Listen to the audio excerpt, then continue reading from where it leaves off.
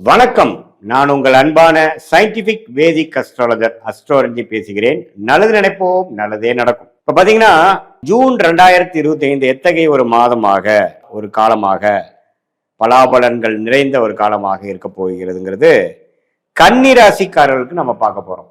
இப்ப கன்னிராசிக்காரர்களுக்கு இந்த ஜூன் 2025 எப்படி இருக்க போகுதுன்னு பார்க்கும் பொழுது, மாத கிரகமாகிய புதன், சூரியன், சுக்கிரன், செவ்வாய் எத்தகைய ஒரு சஞ்சாரங்கள் பெறுகின்றன. ஆண்டு கிரகம் என்று சொல்லப்படுகிற குரு, சனி, ராகு, கேது எல்லாமே பார்த்தீங்கன்னா ஆண்டுக்கு ஒரு முறை, 2 ஆண்டுக்கு ஒரு முறைங்கிற மாதிரி சஞ்சரிக்கக்கூடிய, பயிற்சி பெறக்கூடிய கிரகங்களோட அமைப்பு கன்னிராசிக்கு எப்படி இருக்கு, இது ரெண்டையும் சேர்த்து பார்க்கும் பொழுது கன்னிராசிக்கு எத்தகைய ஒரு அமைப்பு நிறைந்ததாக ஜூன் 2025 இருக்கிறது நம்ம பார்க்க போறோம். அதுக்கு முன்னாடி நம்ம சேனல் ஃபர்ஸ்ட் டைம் வரவங்க மறக்காம சப்ஸ்கிரைப் பண்ணுங்க. ஸோ தட் தொடர்ந்து நம்மளுடைய வீடியோஸ்லாம் உங்களை அடைந்து அது மூலமாக உங்களுக்கு அறிவியல் சார்ந்த முறையில் வீடியோ வருவதனால எந்தவித மிகைப்படுத்தாமல் மூட நம்பிக்கையில போகாமல் பரிகாரங்கள் அது மாதிரி விஷயத்துக்கு போகாமல் பார்க்கும் பொழுது நல்ல ஒரு துல்லியமான ஒரு பலாபலன்களை தெரிந்து கொள்ளக்கூடிய அமைப்புகள் கண்டிப்பாக உண்டு.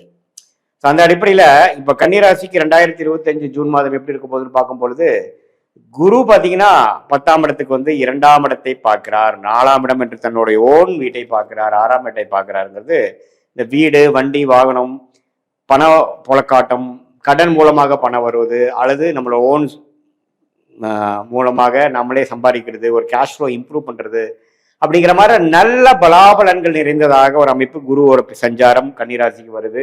இதுவரை பார்த்தீங்கன்னா கேஷ் ஃப்ளோ அவள் நினைக்கிற அளவுக்கு இல்லை அப்படின்னு நம்ம அதை நோக்கி நம்ம தொழிலதிபர்களாக இருந்தாலும் சரி, வியாபாரிகளாக இருந்தாலும் சரி, உத்தியோகத்தில் இருந்தவங்களாலும் சரி, இப்போ பார்த்தீங்கன்னா அடுத்த ஒரு வருடத்துக்கு ஒரு நல்ல ஒரு கேஷ்ல வரக்கூடிய ஒரு ஆரம்ப கட்ட மாதமாக ஜூன் மாதம் இருக்க போகிறது என்று நீங்க தெரிந்து கொள்ள வேண்டும். அதே சமயத்துல கடந்த 1.5 வருஷமாக ராகு, கேது அப்படிங்கிற ஒரு ராசிக்குள்ள சம்மந்தப்பட்டு மன குழப்பங்கள், சில விஷயத்துல முடிவெடுக்க முடியாத ஒரு அமைப்புகள், லெஃப்ட்டும் போக முடியல, ரைட்டும் போக முடியல, ஒரு மாதிரி மனக்குழப்பங்கள் நிறைந்த கன்னிராசிக்காரர்களுக்கெல்லாம் பாத்தீங்கன்னா படிப்படியா இந்த ஜூன் மாதம் பிறக்கிறப்பவே பாத்தீங்கன்னா சனி பயிற்சி முடிந்து விட்டது, குரு பயிற்சி முடிந்து விட்டது, ராகு கேது பயிற்சி முடிஞ்சு எல்லாமே சாதகமான பயிற்சியாக வருகிறது. ஸோ ராகு கேது ராசி விட்டு விலகி ராகு 6ஆம் இடத்துக்கும் கேது 12ஆம் இடத்துக்கும் வருவது சூப்பர், அருமையான விஷயம். ஸோ அதனால என்ன ஆகும்னா உங்களுக்கு மென்டல் கிளாரிட்டி கிடைக்கும், ஒரு ஸ்ட்ரெச் கிடைக்கும், அடுத்தது என்ன பண்ண போறோங்கிற ஒரு தீர்க்கமான ஒரு முடிவெடுக்கக்கூடிய ஒரு காலகட்டமாக இருக்க போகிறது.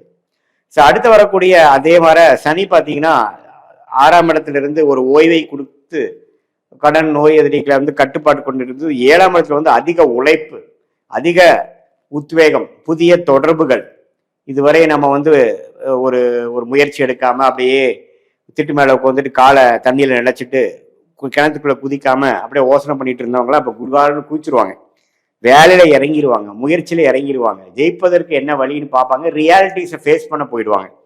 ஸோ அந்த அமைப்பு தான் சனி 7ஆம் இடத்துக்கு வருவது. கண்டிப்பாக அது ராசியை சனி பார்த்தாலும், அது கண்டக சனி என்று சொன்னாலும், அதுதான் ஜாதகரை உத்வேகப்படுத்தி அடுத்த லெவல் வாழ்க்கையில வேணுங்கிற ரிஸ்க் எடுக்கக்கூடிய அமைப்பை கொடுக்கக்கூடிய ஒரு அருமையான ஒரு பயிற்சி தான் அது. ஸோ இதெல்லாமே ஆண்டு கிரகத்தின் அமைப்பு ரொம்ப நல்லா இருக்கு. அதே சமயத்துல புதன்கிற ராசி அதிபதியே பாத்தீங்கன்னா ரிஷபத்திலேயே மாதத்தின் முதல் வாரம் இருந்து, அதுக்கப்புறம் பாத்தீங்கன்னா 16ஆம் தேதி, அந்த 22ஆம் தேதி மாதத்தின் 3வது வாரத்துல பாத்தீங்கன்னா மிதுனம், அதுக்கப்புறம் கடகம்னு போய் அது ஒரு ராசியோட சஞ்சாரம், ராசிநாதனோட சஞ்சாரமே ஒரு நல்ல அமைப்புல ரிஷபம், மிதுனம், கடகம், அதாவது 9ஆம் இடம், 10ஆம் இடம், 11ஆம் இடம் என்று நட்பு வீடு, ஆட்சி வீடுங்கிறது நல்லா இருக்கு. ஸோ ராசி அதிபதி பலம் பெறும் பொழுது நல்ல அமைப்பு கொடுக்கக்கூடிய, நல்ல தீர்க்கமான முடிவு எடுக்கக்கூடிய, ஆல்ரெடி ராகு கேது வேற ராசியிலிருந்து விலகிட்டாங்க. ஸோ அப்படிங்கிறப்ப ராசி அதிபதியும் நல்லா இருக்கும் பொழுது, அதே குறிப்பா பாத்தீங்கன்னா மாதத்தின் செகண்ட் ஹாஃப் என்று சொல்லப்படுகிற 3rd and 4th வீக்லாம் பார்த்தீங்கன்னா புதன் குருவோட சேர்ந்து சூரியனோட சேர்ந்து 10ஆம் இடத்துல இருப்பது அருமை. ஸோ நல்ல ஒரு வேலையில தேர்ச்சி, தொழில நல்ல ஒரு முன்னேற்றம், மாணவர்களுக்கு பார்த்தீங்கன்னா நல்ல படிக்கக்கூடிய அமைப்புல ஜெயிக்கக்கூடிய அமைப்பு, எல்லா வயதினர்களுக்கும் ஒரு மேலான ஒரு அமைப்பு கொடுக்கக்கூடிய அமைப்பு இருக்கு. ஏன்னா ராசி அதிபதி ஆட்சி பலம் பெறுவதே பெரிய விஷயம், அது குருவோட சேர்ந்து ஆட்சி பலம் பெறுவது, அது சூரியனோட சேர்ந்து இருப்பது அற்புதம். ஸோ இந்த ஜூன் மாதம் பார்த்தீங்கன்னா கன்னிராசிக்காரர்களுக்கு பல மேன்மைகள், கடந்த ஒரு வருடமாக நீங்கள் கஷ்டப்பட்டு முயற்சி செய்து சில பிளான் பண்ணி சில விஷயங்கள் செய்ததற்கு வேணுங்கிற பலனை அனுபவிக்கக்கூடிய ஒரு அமைப்பு தான் இது. ஸோ இது நல்லா இருக்குங்க. அதே சமயத்தில் பார்த்தீங்கன்னா செவ்வாய் பார்த்தீங்கன்னா மாதத்தின் 2வது வாரமே 10ஆம் இடத்திலிருந்து 11ஆம் இடத்துக்கு வந்து நீச்சம் பெறுவதும் நல்ல ஒரு அமைப்பு தான். அதே சமயத்தில் சுக்கிரனின் ராஜயோகாதிபதி சுக்கிரனின் சஞ்சாரம் பார்த்தீங்கன்னா மேஷத்திலேயே இருந்து மறைமுக இன்கம்மை கொடுத்து மாதத்தின் இறுதியில பார்த்தீங்கன்னா 9ஆம் இடம் என்று சொல்லப்படுகிறார் ரிஷபத்துக்கே வருவது அருமை. ஸோ சுக்கிரனின் சஞ்சாரம், செவ்வாய், புதன், சூரியனும் பார்த்தீங்கன்னா மாதத்தின் 3rd வீக் ஜூன் 16ஆம் தேதி பார்த்தீங்கன்னா 10ஆம் இடத்துக்கு போய் இருப்பது அருமை. ஸோ மாதம் கிரகத்தின் பயிற்சிகள் அருமையாக இருக்குது. ஆண்டு கிரகத்தின் பயிற்சியும் அருமையா இருக்கும் பொழுது கன்னிராசிக்காரர்களுக்கு ராகு கேது விளங்குனதும், குரு 2ஆம் இடத்தை பார்ப்பதும், ராசி அதிபதியே வாழ்வு பெறுவதும் எல்லாம் பார்க்கும் பொழுது இதுவரை 1.5 வருடமாக சில திட்டங்களை தீட்டி சில முயற்சிகளை எடுப்பவர்களுக்கு கைமேல பலனை கொடுக்கக்கூடிய ஒரு அருமையான ஒரு காலகட்டத்துக்கு மேன்கிற ஒரு முதல் கட்ட ஆரம்ப கட்ட ஒரு மாதமாக ஜூன் 2025 கன்னிராசிக்காரர்களுக்கு இருக்குங்கிறது நீங்க தெரிஞ்சுக்கணும்.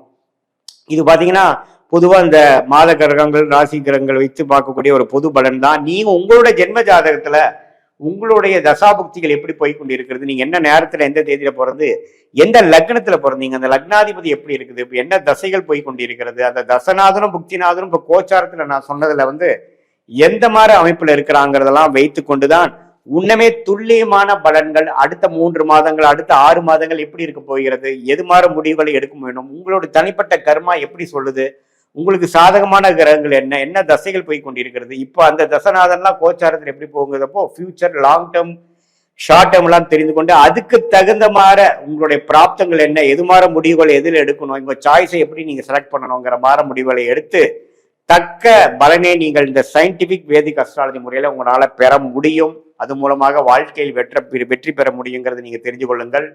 எல்லா ப்ராப்ளத்தையும் நீங்கள் சால்வ் பண்ணி உங்களுடைய கர்மாவை நீங்க தெரிந்து அதுக்கு தகுந்த மாதிரி வாழ்க்கை திட்டத்தை நீங்கள் தீட்டுமையானால் அது மாதிரி நீங்க பிளான் பண்ணீங்கன்னா கண்டிப்பா வந்து வாழ்க்கையில ஜெயிச்சிடலாம். சமய விரயங்கள், வீண் பண விரயங்கள்லாம் தவிர்த்து நம்ம வாழ்க்கையில வெற்றி பெறலாம்ன்றதை தெரிஞ்சுக்கணும். இது ஒரு பொதுவான ஒரு கோச்சார அமைப்பு பலன் என்று நீங்கள் தெரிந்து கொள்ள வேண்டும். மீண்டும் மற்றொரு காணொலியில் சந்திப்போம். நன்றி, வணக்கம்.